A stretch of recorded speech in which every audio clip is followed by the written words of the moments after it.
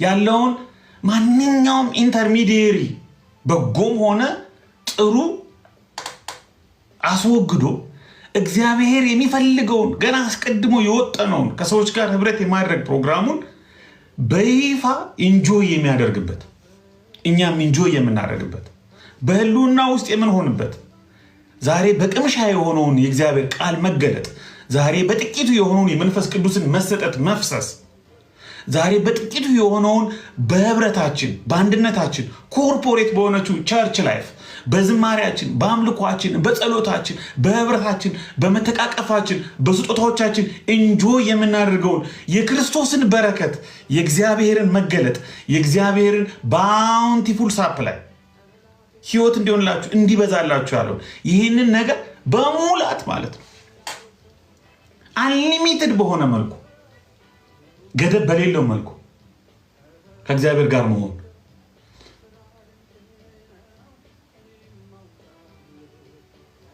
ከምትወዱት ሰው ጋር ስትሆኑ አስቡት ከሚመቻችሁ ሰው ጋር እንኳን አብራችሁ ሻይ ስትጠጡ በጣም ከምትሳሱላችሁ ከልጆቻችሁ ጋር አብራችሁ ስታሳልፉ ከትዳር ከፍቅር ጓደኞቻችሁ ጋር አብራችሁ ስታሳልፉ እንኳን የሚሰማችሁ ስሜት በጣም ሚናፍቃችሁ የምትወዱት ሰው ሂዳችሁ አብራችሁት ምሳ ስትበሉ አብራችሁ ስትገቡ ከዛ ሰው አብራችሁ ስትኖሩ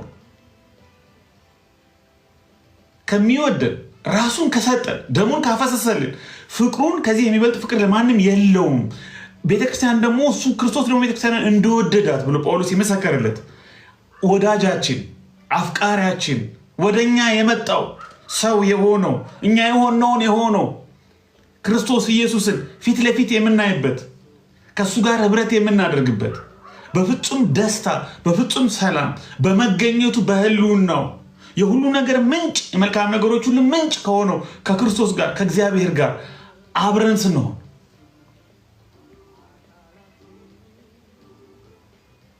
ታዲያ በጥቂቱ የምንደነቅበት የእርሱ መገኘት የእርሱ መንፈስ መሰጠት የእሱ ቃል መገለጥ የሚያስደንቀንን ነገር ስናስብ በኋላ የሚሆነው ነገር ደግሞ እጅግ ድንቅ ነው ታላቁ ተሰጎ ብየዋለሁ the great incarnation ኢየሱስ ወደዚህ ምድር መጥቶ ስጋ ሆነ በመካከላችን አደረ እግዚአብሔር አሁንም በመጨረሻ ደግሞ ከሚወዳቸው ህዝቡ ጋር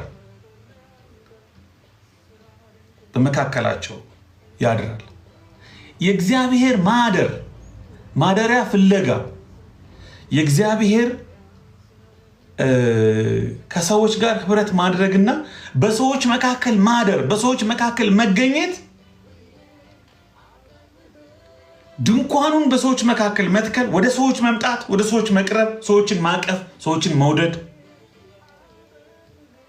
ሰዎችን መረዳት ከናንተ መካከል ኃጢአት የሌለበት ይውገራት ከናንተ መካከል ኃጢአት የሌለበት ይውገራት ያልተገደበ ፍቅር ያልተገደበ ምህረት ቸርነትን መስጠት የእግዚአብሔር ልዩ ባህሪ ይሄ የመጽሐፍ ቅዱስ ግራንድ ናሬቲቭ ነው ሜታ ናሬቲቭ ነው ከዘፍጥረት ብትነሱ ራእይ ድረስ የሚሄድ መንገድ ነው እግዚአብሔር በኤደን ገነት በዛ ምቹ ስፍራ ባውንቲፉል ሳፕላይ ኦፍ ዘ ስፒሪት ኦፍ ዘ ሎርድ እንዳልኳችሁ አራቱ ወንዞች አሉበት ጉዮም ፊሶን ኤፍራጥስ ጢግረስ ያለበት አራቱ ወንዞች አሉበት አራቱ ወንዞች የሚያጠጧት ሁሉ ነገር የሞላባት የህይወት ዛፍ ያለባት የእግዚአብሔር ድምጽ የሚመላለስባት ስልጣን ያለባት ለአዳም ለሔዋን ሁሉ ነገር የተሟላበት ምቹ ስፍራ እግዚአብሔር ለሰው ልጅ ሰጠው ከሰው ልጅ ጋር ህብረት ማድረግ ፈለገ የእግዚአብሔር ያልተገደበ አቅርቦት በኤደን ገነት ነበር ምዕራፍ 3 ላይ ፌል ያደረገ ይመስላል አብርሃምን ከከለዳውያን ኡር ጠራው እንደገና ሰው አገኘ እንደገና ህብረት ፈለገ እንደገና በአብርሃም በኩል ይስሐቅን በይስሐቅ ያዕቆብን እስራኤልን አገኘ ህዝብ አገኘ በህዝብ መካከል በሙሴ ድንኳን በመካከላቸው አደረ አሁንም የማደር ፍላጎቱን አሁንም ፈቃዱን የመግለጥ ፍላጎቱን ኤደን ገነት ላይ የከሸፈ የሚመስለው እንደገና በእስራኤል በኩል አስፋፍቶ ቀጠለበት በሰለሞን ቤተ መቅደስ ከዓለም ሰባቱ ድንቆች አንዱ በተባለው በሰለሞን ቤተ መቅደስ እንደ እስራኤልን እንደ ካፒታል እግዚአብሔር የእግሩ መረገጫ የህልውናው መገኛ የምስክሩ ታቦት አሕዛብ ሁሉ ዓለም ሁሉ እግዚአብሔርን የሚያውቅና የሚያይበት ስፍራ ይሆን ዘንድ በመቅደሱ በሕዝቡ መካከል በከተማው መካከል ራሱን ገለጠ፣ ተገኘ። በእስራኤል መካከል ተገኘ። የእስራኤል አምላክ ተባለ፣ የዳዊት አምላክ ተባለ። ራሱን ገለጠላቸው ለሌላው ዓለም ብርሃን የሆኑ ዘንድ፣ ለሌላው ዓለም ሚሽነሪ የሆኑ ዘንድ። በምርኮ እንኳ ወደ ባቢሎን ሲሄዱ እግዚአብሔር ከነ ዳንኤል ጋር ነበር። እግዚአብሔር ከነ ሲድራቅ ሚሳቅ አብደናጎ ጋር ነበር። አንድ ሰው ሲናገር ስደተኛ ሆኖ ነበር። ኤግዛይልድ ጋድ ነበር። አብሮ ተማርኮ ምርኮኛ ሆኖ ነበር። ከሚወዳቸው ከህዝቡ ጋር አብሮ ተሰዶ ነበር ይላል። ታምራቱን ድንቁን መገኘቱን እያሳየ አሁንም ሰው መፈለጉን አሁንም ህዝብ መፈለጉን በዕዝራና በነህምያ አማካይነት ተመልሰው ደግሞ እንደገና መቅደሱን በነ ኢያሱ በነ ዘሩባቤል እንደገና ሲሞክሩም እግዚአብሔር ከነሱ ጋር ነበር። በኋላም በክርስቶስ ኢየሱስ ከአንድ ዘር ከአብርሃም ዘር ብቻ በስጋ ሳይሆን ከአይሁድ ብቻ ሳይሆን አጽናፈ ዓለሙን ሁሉ ያካተተ አሕዛብንም አይሁድንም የግሪክንም ሰው ሁሉንም ሴት ወንድ ባሪያ ጨዋ እስኩቴስ ሳይል ሁሉን ያካተተውን ሁሉን የሚያቅፈውን ሁሉን የሚያድነውን ሁሉን የሚወድበትን ያንን ታላቁን የማዳን ፕሮግራሙን በኢየሱስ ክርስቶስ በቀራንዮ አደባባይ በይፋ ለዓለም ሰው ህዝብ ሁሉ በታሪክ ለሚመጡ ትውልዶች ሁሉ ሊነገር ሊጠፋ በማይችል መልኩ በወንጌል የምስራች ገለጠው። ይሄን አስደናቂ ፍቅር፣ የፍቅር ሃይማኖት፣ የፍቅር ክርስትና፣ የፍቅር ደብዳቤ፣ የፍቅር መልእክት ኢየሱስ በመስቀል ላይ እርቃኑን ለሰው ልጆች ፍቅሩን በመግለጽ ደሙን በማፍሰስ ሞቱን በመካፈል ስጋችንን ደማችን በመካፈል እኛን በመምሰል እኛን በመሆን በዓለም አደባባይ ኢየሱስ ክርስቶስ ለሰው ልጆች ሁሉ ያለውን ፍቅር ገለጠ። ሰው መፈለጉን፣ ከሰው ጋር ማደር መፈለጉን፣ በሰዎች መካከል በህዝቦች መካከል ድንኳን መትከል መፈለጉን፣ ማደር መፈለጉን በይፋ በመስቀል ላይ በተሰጎ በመንፈስ ቅዱስ መውረድ አሁንም በቤተ ክርስቲያን በኩል በሚገልጠው ጸጋዎች በዙሪያችን ባሉ በተሰጠን ቃል በዙሪያችን ባሉ በተለያዩ ጸጋዎች ባሉ ወንድሞች እህቶች በኩል በዓለም ላይ ኢየሱስ ክርስቶስ እግዚአብሔር ሰው መፈለጉን ከሰው ጋር ማደር መፈለጉን ለመጨረሻው ለታላቁ ኢንካርኔሽን ለታላቁ ህብረት ለኒው ጀሩሳሌም ለቅድስቲቱ ከተማ ፕሮግራም እኛ ሁላችን በአንድ ከክርስቶስ ጋር ከእግዚአብሔር ጋር ህብረት በመናደርግበት ለታላቁ ጥሪ ልክ የበጉ ሰርግ እንደተባለ ለታላቁ ሰርግ ለታራቁ መሰባሰብ the great consummation ለታላቁ መጠናቀቅ ለታላቁ ፍጻሜ ለታላቁ ህይወት ክብር ላለው ህይወት ለሱ ተጠራ ለሱ ታጭ ደካማ ቢመስልም የገባንበት መንገድ ከምህረቱ የተነሳ በእምነት እንደው በጸጋው ግን ክቡር ጥሪ ግን ድንቅ ጥሪ ግን ድንቅ ህይወት ለዚህ ፕሮግራም ታጭተናል። ስለዚህ ይሄ የራዕይ ምዕራፍ 21 እና 22 አጨራረስ ግራንድ ናሬቲቭን ከጄኔሲስ የሚነሳውን የእግዚአብሔርን ፕሮግራም የሚቋጭበት ማሰሪያ የሚሰጥ ያቺ እግዚአብሔር ማደሪያ ፍለጋው የጀመራት ጉዞ ይሄው እዚህ ምዕራፍ 21 ቁጥር 3 ላይ ታላቅ ድምፅ ከሰማይ እነሆ የእግዚአብሔር ድንኳን የድንኳን ጥያቄ የማደሪያ ጥያቄ የማደር ጥያቄ በይፋ ሲደመደም ሲጠናቀቅ እነሆ ሁሉን አዲስ አደርጋለሁ ብሎ በግልጽ በመናገር እግዚአብሔርን አስደናቂ ፕሮግራሙን ያሳየናል ማለት ነው። ስለዚህ ዮሐንስ ራዕይ የእግዚአብሔር እቅድ መጠናቀቅ ምን እንደሚመስል ከአጠቃላይ የመጽሐፍ ቅዱስ መልእክት ጋር በተሳሰረ መልኩ የኢየሱስ ክርስቶስንና እግዚአብሔር ያቀደው እቅድ መጠናቀቅ ምን እንደሚመስል የሚያሳይ እንጂ የራሱ የኢየሱስ ክርስቶስ መገለጥ እንጂ እንደው ለብዙ ዓመታት ሲመስለን እንደነበረው አስፈሪ የአውሬዎች የጫካዎች የጁራሲክ ፓርክ ላለው ብዙ ጊዜ ጁራሲክ ፓርክ የሚመስል እንደው መሃል ላይ ያሉ ልንረዳቸው የማንችላቸው አንዳንድ ነገሮችን ትኩረት በማድረግ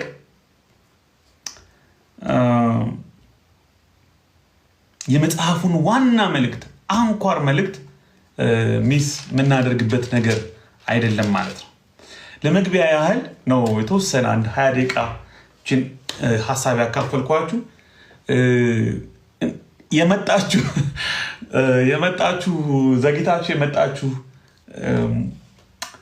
ጓደኞቼ፣ ወዳጆቼ፣ ወገኖቼ ተባረኩ። ስለ ስጦታችሁም ስለ ኮሜንት ላይም ስለምጽፉት ነገር ሼር ታብታብ እያደረጋችሁ ስላላችሁ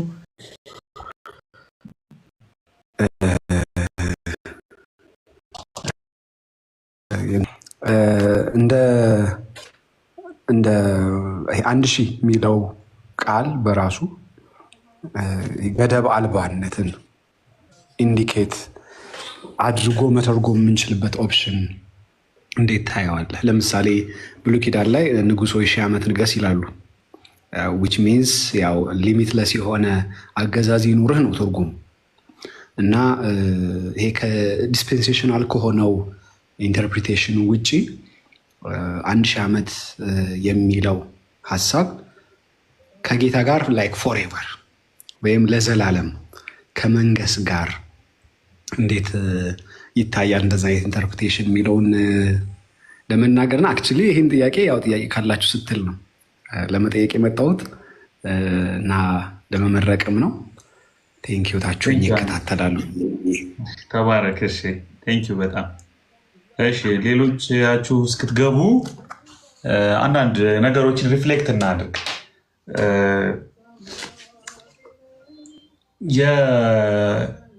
የዲስፐንሴሽናሊስት የምንለው ወይም ዲስፐንሴሽናሊዝም የምንለው ነገር በአማርኛ አይ ቲንክ ቃሌ ልታግዘኝ ትችላለህ። እኔ የማውቀው ስፍረ ዘመናውያን የሚል ሀሳብ ነው።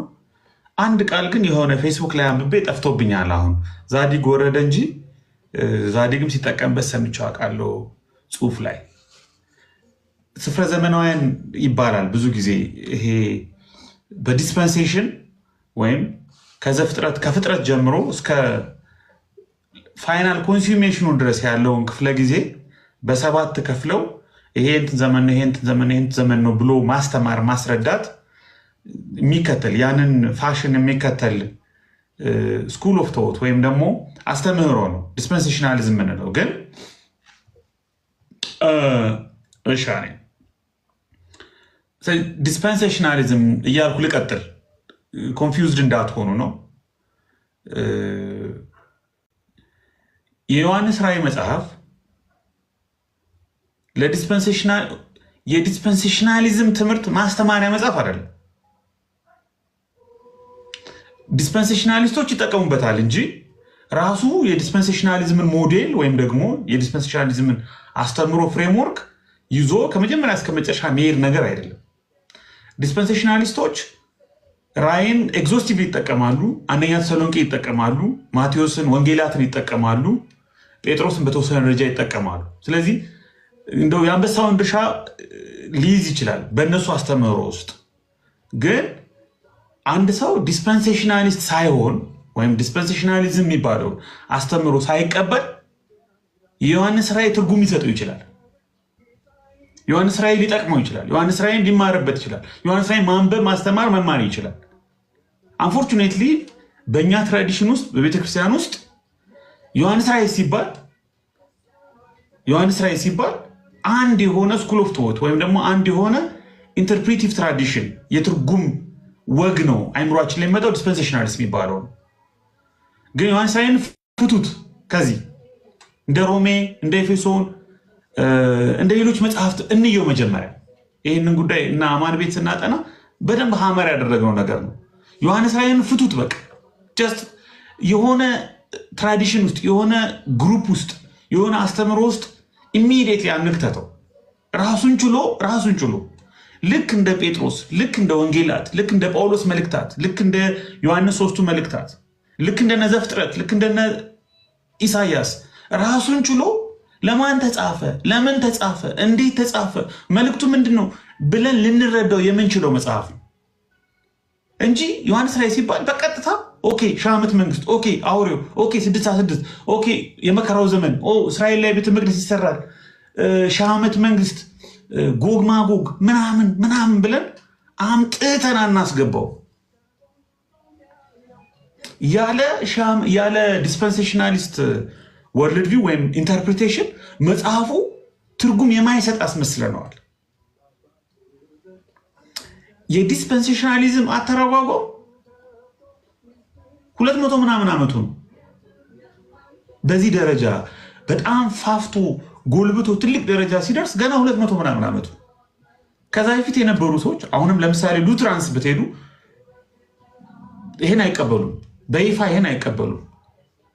እንደ ስተት ትምህርት ሁሉ እንደሚያዩት ይናገራሉ። እንደው ታዲያ ሰው ዲስፐንሴሽናሊስት ካልሆነ ዲስፐንሴሽናሊዝምን እነዚህን መነጠቅን የሺህ ዓመት መንግስትን የመከራውን ዘመን ምናምን የማያምን ሰው መጽሐፉ ማይጠቅሙ መጽሐፉ ማያነቡ መጽሐፉ ማይረዳው የሚመስለን ከሆነ እኛ ያለንበት ትራዲሽን እኛ ያለንበት እንትን ነው የጎዳን።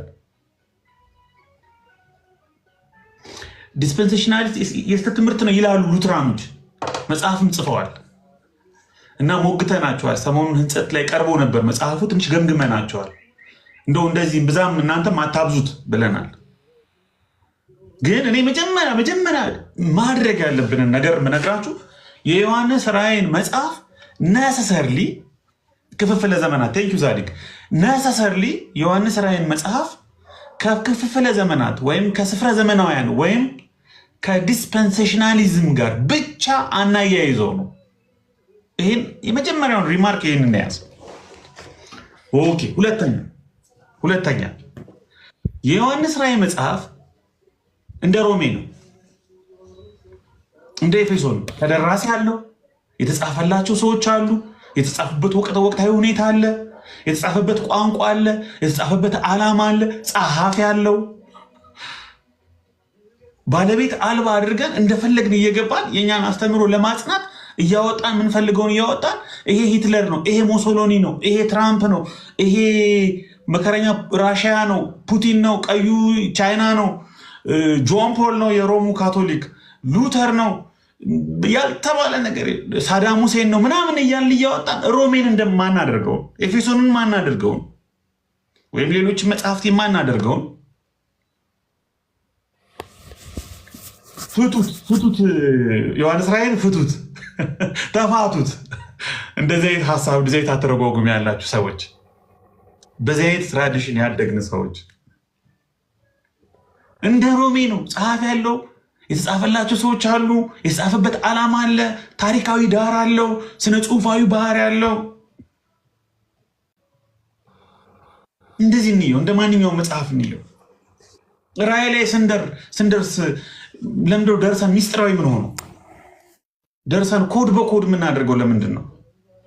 ራእይ ላይ ስንደርስ የሆነ ሁሉም ነገር ኮንስፓይሬሲ የሚጀማምረን ለምንድን ነው? ሮሜ ላይ የሌለው ኮንስፓይሬሲ ራእይ ላይ ለምንድን ነው ኮንስፓይሬሲ የምንጀምረው?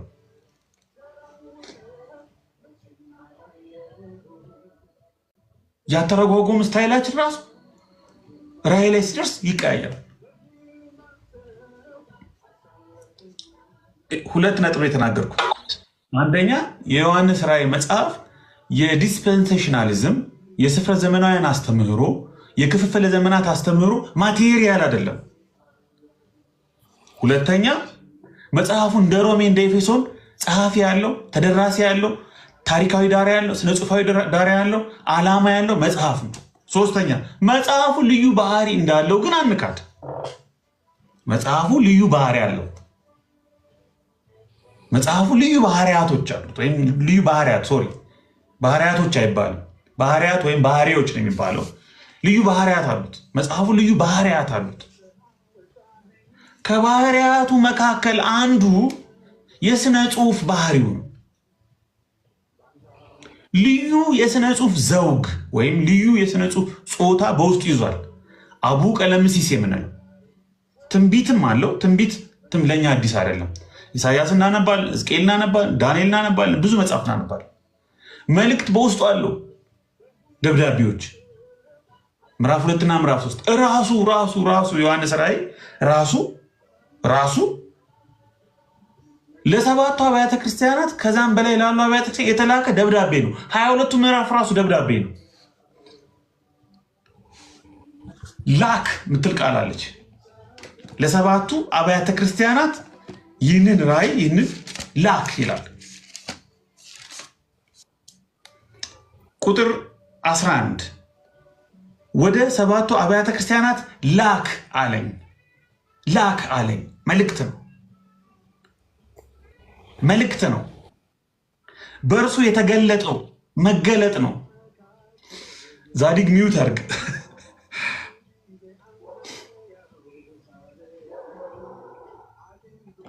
እዚህ መልእክት ነው፣ መገለጥ ነው። ይሄ መገለጥ ምንለው አቡቀለምሲስ የሚባለው በግዕዝ በግሪክ አፖካሊፕሲስ የሚባለው ወይም አፖካሊፕሲስ የሚባለው ቃል በአማርኛ መገለጥ the unveiling of the curtain የመጋረጃው መገለጥ። እሺ እሱ የሚጥፋ መዝሙር ነው። ድምፅ ሴንሲቲቭ ነው፣ የሚገርም ነው። ቴንክ ዩ ኢዮቢ ተባረክ።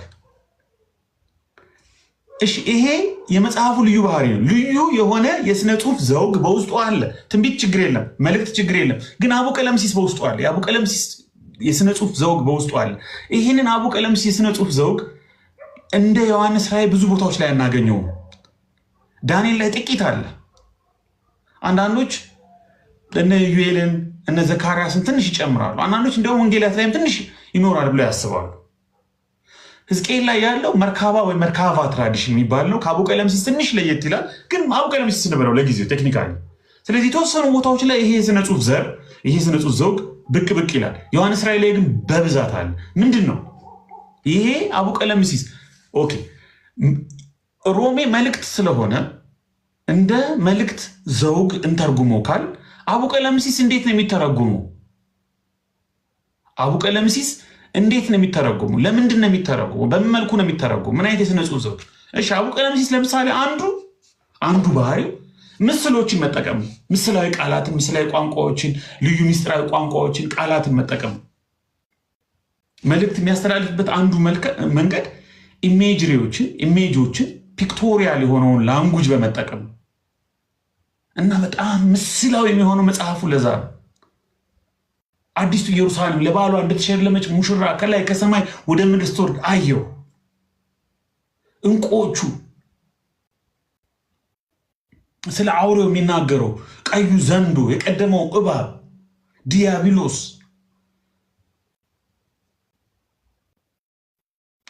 ያጻጻፍ ዘውጉ አቡቀለምሲስ የሚባለው ከለርፉል የሆነ ላንጉጅ ኢሜጅሪን ምሳሌዎችን መጠቀም ነው። ይሄ የስነ ጽሁፍ አይነት ይሄ የስነ ጽሁፍ ዘውግ የሚተረጎምበት የራሱ የሆነ አግባብ አለው። የአቡቀለምሲስ መጽሐፍ ያተረጓጎም ዘዴ አለ። አንዱ ባህሪው ግን ምስላዊ ቋንቋዎችን መጠቀም ነው። ሁለተኛው ባህሪው ቁጥሮችን መጠቀም ነው። በእኛ ሀገር የተለመዱ ላይሆኑ ይችላሉ። ቁጥሮችን፣ ምልክቶችን ተጠቅሞ መልእክት ማስተላለፍ ግን ከአርኪሜድስ ከፓይታጎረስ ኢቨን እነ ፕሌቶ ሳይቀር በሄለና በግሪክ ፊሎሶፈርስ ጁሽ ካባሊስትስ የሚባሉ ክርስቲያን ጁሽ ካባሊስትስ የተለያዩ ስነ ጽሁፍ በሚድራሽ ውስጥ የሚገኛል። በአይሁድ ጽሁፎች ውስጥ እንደዚህ ልዩ ቋንቋዎችን፣ ቁጥሮችን ትርጉም እንዲኖራቸው መልእክት እንዲኖራቸው አድርጎ መጠቀም አሁን የተጀመረ የስነ ጽሁፍ አይነት አይደለም፣ የቆየ ነው እና የተለመዱ የቁጥር እንትኖች አሉ። ለምሳሌ 7 ቁጥር እግዚአብሔር ፍጥረቱን ፈጥሮ በሰባተኛው ቀን ስላረፈ 7ን አይሁድ እንደ ፍጹም ቁጥር ስለዚህ 7 ሚል ልናገኝ እንችላለን። 7 አብያተ ክርስቲያናት ሲል ኦኬ ለ7ቱ ፊዚካል ለሆኑ አብያተ ክርስቲያናት የተላከው ግን 7 ስፔሻል ኮኖቴሽን ስላለው በጁሽ ሊትሬቸር ይሄ መልእክት ነሰሰርሊ ለ7ቱ አብያተ ክርስቲያናት ብቻ ሳይሆን ለዩኒቨርሳሏ ቸርች በዓለም ላይ ላሉ ቸርቾች በሙሉ የተላከ ደብዳቤ ነው ልንል እንችላለን። ፍጹም የሆነ መልእክት ነው ልንል እንችላለን። 7 ፍጹም ከሆነ አንድ ብናጎድል 7 ላይ አንድ ብናጎድል ከፍጹምነቱ እናጎድለዋለን ማለት ነው። ስለዚህ 6 ማለት የፍጹምነት መጉደል ነው። የ6 ዘሮች በሙሉ ኢቭል ተደርገው ሊቆጠሩ ይችላሉ በጁሽ እንዲሁም በግሪክም በክርስቲያን ካባሊስቶችን ማቆጣጠር 6 ለምሳሌ 3 ጊዜ ሊደረድረው ይችላል። 666 ልትለው ይችላል። የ777 ጉድለት ነው። የስድስት ግማሽ የሰባት ግማሽ ሶሪ ኢቭን 3 ዓመት ተኩል 42 ወር 1260 ቀን የተለያዩ ቁጥሮች የሚፈጥሩት ሚኒንግ የሰው ቁጥር የጉድለት ቁጥር ተደርገው ሊወሰዱ ይችላሉ። አሁን ይሄ አራት ለምሳሌ አራት አሁን እንደ ዩኒቨርሳል ቁጥር ይቆጠራል። የአራቱም ማዕዘናት በአራቱም አቅጣጫ 24 የ12 ዘር ነው የእግዚአብሔር ሕዝብ 12 24 144 ሺህ በሙሉ ፒፕል ኦፍ ጋድ ሪፕሬዘንት የሚያደርግ ቁጥር ነው። 6 42 666 616 ቫሪያንት ሪዲንጎች አሉ እናወራለን። ስለዚህ ቁጥሮችን መጠቀም አንዱ የስነ ጽሑፍ ባህል። ስለዚህ ወደ 666 እንምጣ። ዮሐንስ ራእይ አቡቀለምሲስ የሚባል ልዩ የስነ ጽሑፍ ዘር ልዩ የስነ ጽሑፍ ጾታ ወይም ዘውግ በውስጡ የያዘ ግን ትንቢት የሆነ አፖካሊፕቲክ ፕሮፌሲ ወይም ደግሞ ፕሮፌቲክ አፖካሊፕስ ስለሆነ ግን ደብዳቤ ሆኖ ለሰባቱ አብያተ ክርስቲያናት የተላከ ስለሆነ በውስጡ ቁጥሮችን በልዩ ሁኔታ ትርጉም እንዲሰጡ ተጠቅሟል። ኢሜጀሪ ቋንቋዎችን ተጠቅሟል። አሁን 666 ምትል ምዕራፍ 13 ላይ አንድ ቃል አለች። ከመላው መጽሐፍ ቅዱስ አንድ ቦታ ላይ ብቻ ያለች ቃል ናት። በዚች አንድ ቦታ ላይ በምትገኝ አንዲት ቃል ስንት ዶክትሪን ተሰራ፣ ስንት ትምህርት ተሰጠ፣ ስንት መጽሐፍ ተጻፈ። እስኪ እሱን እንየው በተወሰነ ደረጃ። ምዕራፍ 13 ከምዕራፍ 12 ቀጥሎ ምዕራፍ 12 ላይ ከተፈጸመው ነገር ቀጥሎ የሚመጣ መጽሐፍ ነው ወይም ታሪክ ነው። ምዕራፍ 12 ላይ አንድ ዘንዶ ቀይ ዘንዶ በሰማይ እንደታየ ታላቅ ቀይ ዘንዶ በሰማይ እንደታየና ይሄ ዘንዶ ሴቲቱን እንዳስጨነቃት በምጥ ጣር ላይ ወንድ ልጅ ልትወልድ ያለችን ሴት እንዳስጨነቃትና ልጇን ሊገድል ልጇን ሊበላ እንደፈለገ ሴቲቱ በወለደች ጊዜ ሕፃኗን እንዲበላ ልትወልድ ባላት ሴት ፊት የቆመ ቃል በቃል ይሄ ቀዩ ታላቁ ቀይ ዘንዶ ማን እንደሆነ እዚሁ መጽሐፍ ላይ ዘንዶ ይላል። ዘንዶ ይላል። ወደ ታች ስትወርዱ ቁጥር 9 ላይ ዓለሙን የሚያስተው ይላል 2፣ ዲያብሎስ ይላል 3፣ ሰይጣን ይላል 4፣ የቀደመው እባብ ይላል 5። በቃ ሰይጣን ነው፣ ዲያብሎስ ነው። ይሄ ዘንዶ ሴቲቱን ልጁን እንዳትወልድ ይሄ ልጅ ደግሞ አሕዛብን ሁሉ በብረት በትር ይገዛቸው ዘንድ ያለ ልጅ ይለዋል እዛው ላይ ቁጥር 5 ላይ የእግዚአብሔርን የማዳን ስራ የእግዚአብሔርን የቤዛዎት እቅድ የሚወክል ክርስቶስን የሚያሳይ ክርስቶስን የሚወክል ክርስቶስ ራሱ የሆነ ወይም ደግሞ አጠቃላይ የእግዚአብሔርን የድነት ስራ በየትኛውም ዘመን የሚነሱ ነፃ አውጪዎችን የእግዚአብሔርን ሕዝብ ሪፕሬዘንት የሚያደርግ ልጅ ነው። ስለዚህ የእግዚአብሔርን እቅድ የእግዚአብሔርን ፕሮግራም የእግዚአብሔርን ማዳን የእግዚአብሔርን የቤዛዎት ስራ ለማጨናገፍ የእግዚአብሔር ሕዝብ ጠላት ሆኖ የተገለጠውን ሰይጣንን እና ከሱ ጋር የሚደረገውን መንፈሳዊ ውጊያ የሚያሳይ ምዕራፍ ነው ምዕራፍ 12። በመጨረሻ ግን ተጣለ፣ በመጨረሻ ግን ተሸነፈ ከደሙ የተነሳ ይላል። የክርስቶስን የቤዛዎት ስራ ማዳኑን፣ መስቀሉን፣ ቤዛዎቱን ሁሉ የሚያሳይ ነው። ስለዚህ በጉድ አንዳንዶች ሰፋ ያደርጉታል። ኮስሚክ ባትል ነው፣ ኮስሚክ ዋይድ ባትል ድራማ ነው፣ ዩኒቨርሳል ዎርፌር ነው። በክፉና በመልካም መካከል በእግዚአብሔርና በሰይጣን መካከል በእግዚአብሔር ሕዝብና በክፉዎች መካከል የሚደረግን ዋር ባትል የሚያሳይ ምዕራፍ ነው ምዕራፍ 12 ይላሉ። ስሜት ይሰጣል። በቃ ሰይጣን ተጣለ፣ ተሸነፈ፣ ባይንድ ተደረገ፣ አቅሙ ተገደበ፣ ካታርጎ ሆነ፣ ፓራላይዝ ሆነ፣ ኢንካርሰሬትድ ሆነ። ኢንካርሰሬትድ ሆነ ምን ማለት ነው? ተኮላሸ አለ። ቶታሊ ሪሙቭድ አልሆነም፣ ግን አቅሙን አጣ፣ ግን ተሸነፈ። አሁን ይሄ ሰይጣን ልክ መጨረሻ ላይ ቁጥር 17 ላይ ዘንዶውም በሴቲቱ ላይ ተቆጥቶ የእግዚአብሔርን ትእዛዛት የሚጠብቁትን የኢየሱስ ምስክር ያላቸውን ከዘሯ የቀሩትን ሊዋጋ ሄደ፣ በባህርም አሸዋ ላይ ቆመ ብሎ ይሄ ሽንፈቱ ይሄ የደረሰበት ውርደትና ውድቀት ቁጣ እንደቀሰቀሰበት ለበቀል ለቁጣ እንደወጣ የሚያሳይ ነገር ያሳየንና ልክ ምዕራፍ 13 ምዕራፍ 12 መጨረሻ ላይ ባህር አሸዋ ላይ ቆመና ምዕራፍ 13 ከባህር ስለሚወጣ አውሬ ያስረዳል። ቁጥር 1 ምዕራፍ 13 ቁጥር 11 ደግሞ ከየብስ ስለሚወጣ አውሬ ያስረዳል።